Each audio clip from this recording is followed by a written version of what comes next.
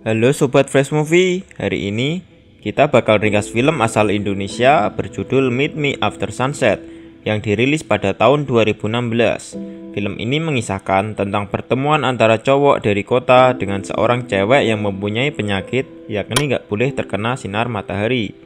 Gimana kelanjutan ceritanya? Langsung saja masuk ke filmnya.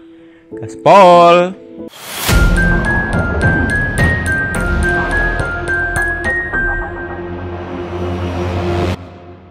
Film diawali dengan 3 anggota keluarga yang berpindah dari kota menuju ke sebuah desa dengan suatu alasan yang belum diketahui.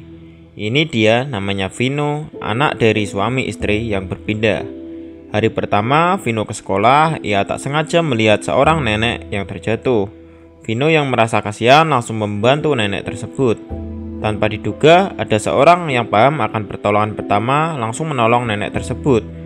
Cowok ini bernama Bagas. Saat di kelasnya Pak Sastra, Vino yang datang sebagai siswa baru langsung mengenalkan dirinya. Di kelas ini ada satu siswa yang hiperaktif tingkahnya bernama Dadang. Ini dia anaknya. Pada malam harinya, Vino yang masih merasa belum nyaman hidup di desa melihat seorang cewek yang berjalan malam-malam sendirian sambil membawa lampu dan jaket merah. Karena penasaran, Vino langsung mengikuti cewek tersebut. Vino mengikuti cewek tersebut bahkan sampai ke danau. Terlihat cewek tersebut sedang asik berdandan sendiri. Karena Vino masih penasaran, Vino langsung mendekatinya. Ketika cewek tersebut membuka tutup jaketnya, ternyata cewek tersebut cantik. Vino langsung mengajaknya kenalan. Tiba-tiba cewek tersebut malah menghilang. Hingga keesokan harinya di sekolah, Vino masih saja penasaran akan siapa cewek misterius tersebut. Saat di kantin, Vino yang duduk bersama si Dadang dihampiri oleh teman sekelasnya, yakni Ica. Terlihat Ica di sini suka kepada Vino. Pada malam harinya, Vino yang lagi ngobrol sama papanya di teras rumah melihat cewek yang berpakaian merah. Karena dirasa itu merupakan cewek yang tadi, Vino mengikutinya kembali. Hingga ternyata Vino salah orang. Nggak berselang lama, ternyata gadis misterius yang tadi ternyata benar lewat. Dan Vino mengikutinya sampai ke bukit. Dia yang tahu kalau dirinya diikuti, langsung nyemprotin cairan pedas ke mata Vino. Sesampainya Vino pulang ke rumah dengan mata yang masih perih, mamanya mengajak nganterin kue buat tetangga sebelah dengan tujuan sebagai sarana silaturahmi karena tetangga baru. Saat mengetuk pintu, ternyata orang yang keluar ialah Pak Sastra, guru kelas yang mengajar Vino. Karena sudah diberi kue, Pak Sastra mempersilahkan Vino buat masuk ke rumahnya. Pak Sastra bercerita kalau dia tinggal bersama anaknya saja, sedangkan istrinya telah meninggal 14 tahun yang lalu. Vino yang tak sengaja melihat tas merah cewek misterius tadi di rumah Pak Sastra langsung bertanya. Cewek misterius tadi adalah anak Pak Sastra. Ia bernama Gadis. Esok paginya di kelas, Vino bercerita ke Dadang kalau ia suka kepada Gadis. Dadang yang sudah ngingetin kalau Gadis adalah cewek yang aneh langsung ngomong kalau Gadis gak pernah main sama siapapun dan bahkan ia tidak sekolah. Sehabis pulang sekolah, Vino mutusin buat langsung ke rumah Gadis. Pas ngetuk pintu, tak disangka yang keluar adalah si Bagas yang tadi di awal bantu nenek-nenek. Bagas yang terlihat tidak suka kepada Vino langsung bilang Gadis sibuk dan langsung menutup pintu. Pas di dalam rumah, Gadis mengira kalau si Vino hanya akan mengira Gadis aneh, makanya ia tidak mau menemuinya. Karena Bagas mempunyai urusan lain, ia lalu meminta pamit ke Gadis. Pada malam harinya, Gadis menuju ke tempat favoritnya, yakni di bukit tadi sambil membaca buku. Vino yang datang menemani Gadis menyuruh Gadis buat minta maaf kalau tidak, ia bakal memberitahu ke Pak Sastra soal semprotan ke matanya kemarin. Maaf, nah gitu dong. Saat Gadis pergi, tak sengaja bukunya tertinggal dan Vino membacanya. Di buku tersebut tertulis impian-impian Gadis. Vino yang didatangi Dadang beneran bilang kalau gadis memang cewek yang beda. Namun beda di sini menurut Vino beda yang ke arah positif dan Vino menyukainya. Setelah pulang sekolah, Vino kembali lagi menuju ke rumah gadis. Pas sampainya di sana, ia kembali bertemu dengan Bagas lagi dan tetap Bagas masih melarangnya masuk. Vino yang kesal memanas-manasi Bagas kalau ia kemarin diberi buku diarinya gadis dan kini ia mau mengembalikannya. Bagas yang diminta untuk memberikan bukunya terlihat kesal karena dia berpikir kalau dia yang kena lebih lama bahkan tidak diberi buku diari oleh gadis.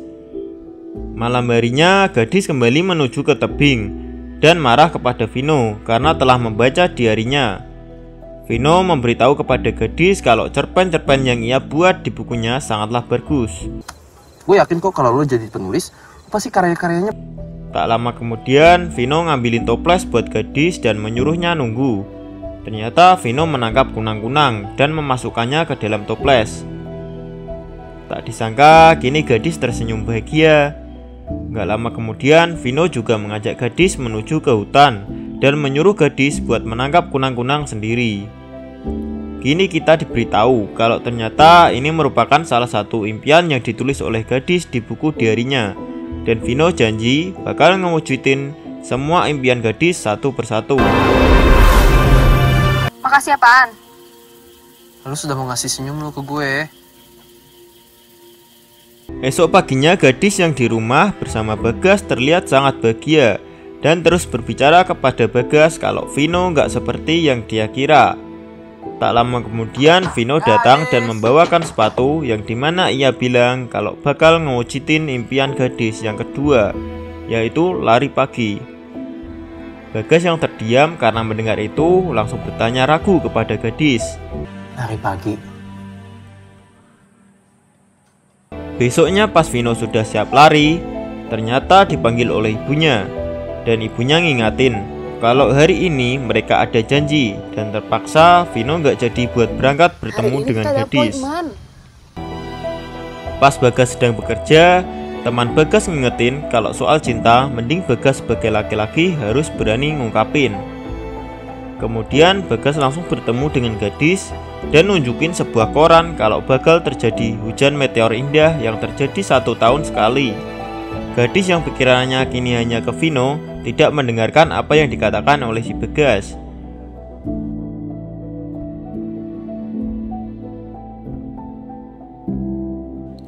Malam harinya gadis bertemu kembali dengan Vino dan langsung bertanya kepada Vino kenapa ia nggak datang ke bukit.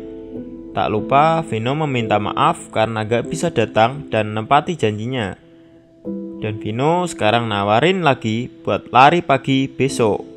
Tapi gadis menolak dan bilang dia nggak bisa buat keluar kalau ada matahari. Vino yang menganggap itu cuma guyonan tidak terlalu mendengarkan hal itu.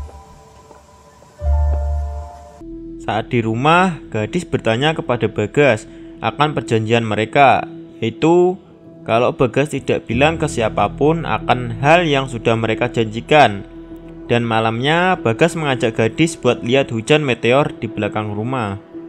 Dan mereka melihat hujan meteor bersama-sama. Pas keesokannya di sekolah, Vino meminjam motornya Dadang dan membawa motor tersebut ke rumah gadis pada malam harinya. Karena dirasa Vino belum bisa memenuhi impian lari paginya gadis, kini ia mencoba ngewujudin impian yang lain, yakni ke Bandung. Gadis yang panik meminta buat sebelum jam 12 ia harus balik. Dan kini mereka memutuskan buat berangkat. Vino mengajak gadis ke mall, ke tempat makan, ke layar tancap. Terlihat gadis sangat bahagia bersama Vino. Tak disangka jam sudah 3:30 dan gadis panik buat balik ke rumah. Bagas dan Pak Sastra yang sudah menunggu di rumah juga ikut panik. Terlihat tangan gadis langsung berbintik seperti gatal.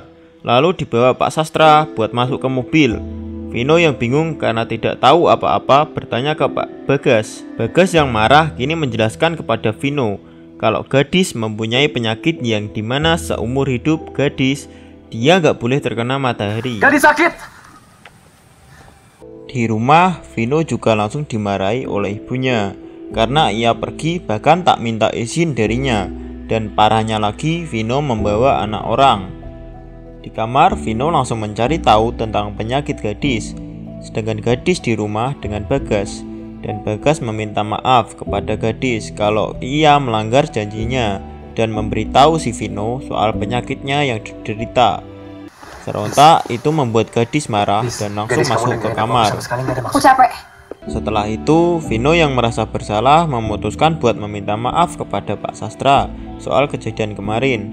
Pak Sastra memaafkan dan ia bilang makasih malahan karena semenjak berteman dengan Vino, kini gadis terlihat bahagia di rumah. Gadis bercerita kepada Pak Sastra di mana ia mengira kalau Vino bakal ngejauhin karena sudah tahu akan penyakitnya. Pak Sastra langsung mengajak gadis buat pergi ke sekolah. Dan ternyata sesampainya di sekolah sudah ada Vino yang sudah mengajak teman-temannya buat ngewujudin impian gadis, yakni sekolah secara sungguhan. Di sisi lain terlihat Bagas di rumah bersama neneknya yang sedih karena merasa bersalah kepada gadis. Dan neneknya menyuruh Bagas untuk menemui gadis untuk minta maaf. Pas Bagas siap-siap buat berangkat, tak disangka neneknya terjatuh. Gadis yang di rumah mendengar nenek Bagas terjatuh, langsung menuju ke rumah Bagas. Neneknya yang tahu kalau Bagas suka kepada gadis, mencoba meminta gadis untuk maafin Bagas. Setelah itu, Bagas memberikan kue ulang tahun kepada gadis, yang dimana Bagas tahu kalau gadis dari dulu gak suka badut dan gak suka coklat. Kalau kamu alergi sama coklat. Pulangnya waktu jalan, karena Bagas merasa sudah melanggar perjanjian, Bagas berniat mengajak gadis untuk keluar. Pas sampainya di rumah, ternyata sudah ada Vino dan Pak Sastra yang memberikannya kejutan. Namun sayang, di sini Vino terlihat tidak tahu akan ketidaksukaannya si gadis.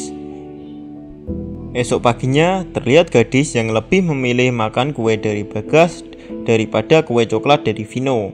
Pas Vino datang untuk mengajak gadis keluar, tak sengaja melihat kalau kue darinya masih utuh dan memilih langsung untuk pamit. Esok harinya gadis dikagetkan dengan paket baju anti UV yang datang ke rumahnya. Ternyata itu adalah pembelian dari Vino yang mengajaknya agar bisa aman dari matahari waktu jalan-jalan. Bahkan saking senengnya, sampai rumah pun gadis sampai tidak melepas baju anti UV-nya. Di saat yang bersamaan, Bagas datang untuk keluar bareng gadis. Bagas mengajak gadis pergi makan-makan di hutan. Ternyata niat Bagas hari ini adalah menyatakan perasaannya kepada gadis. Gadis merasa tidak bisa akan hal itu dan meminta maaf kepada Bagas. Keesokan harinya, akhirnya kini Vino sudah bisa wujudin impian gadis buat lari pagi. Tapi di sini Vino terlihat kecapean saat setiap kali berlari. Pas gadis mau memberi bekal kepada Vino di sekolah, tak sengaja melihat Ica dan Vino sedang bersama. Di lain itu ada beberapa siswa di sekolah yang menghina gadis akan penampilannya. Vino yang mengetahui itu langsung mengejar gadis buat ngejelasin semuanya. Pada malam harinya terlihat Vino meminta izin kepada mamanya buat beberapa hari terakhir ini bakal ngabisin waktu di bukit. Dan Vino berjanji gak bakal minta apapun lagi ke depannya. Namun di sini ada yang aneh. Mamanya terlihat sedih akan permintaan Vino tersebut. Terlihat Vino yang di bukit langsung membuat rencana sesuatu. Ternyata Vino ingin membuat surprise kepada gadis. Hari demi hari sudah berlalu. Kini Vino datang ke rumah gadis buat mengajak gadis pergi ke bukit untuk nepatin impiannya. Di sini Vino meminta gadis buat berjanji kalau suatu saat gadis bakalan nerbitin suatu novel-novel dan menjadi penulis. Janji. Dan akhirnya kini Vino ngungkapin perasaannya kepada gadis dan gadis pun menerimanya. Karena merasa capek, Vino meminta tidur di pundak gadis. Dan di saat yang bersamaan, mamanya di rumah mendapat telepon dari dokter kalau menemukan donor jantung buat Vino. Kini kita tahu, ternyata alasan mamanya Vino protektif kepadanya selama ini adalah karena Vino mempunyai penyakit jantung. Tapi kini Vino yang dibukit ternyata sudah tidak sadarkan diri, dan gadis pun panik buat meminta bantuan. Dan Vino diantarkan ke rumah mamanya dalam keadaan sudah tidak bernyawa. Gadis yang merasa bersalah akan Vino didatangi mama Vino dan memberikan HP Vino kepadanya. Ternyata kemarin saat Vino nggak bisa nepatin janjinya itu karena Vino ada jadwal buat cek ke dokter soal jantungnya. Saat ke bukit, gadis teringat janjinya kepada Vino soal cita-citanya. Dan film akhirnya diakhiri gadis yang sudah menjadi penulis novel terkenal dengan judul Meet Me After Sunset.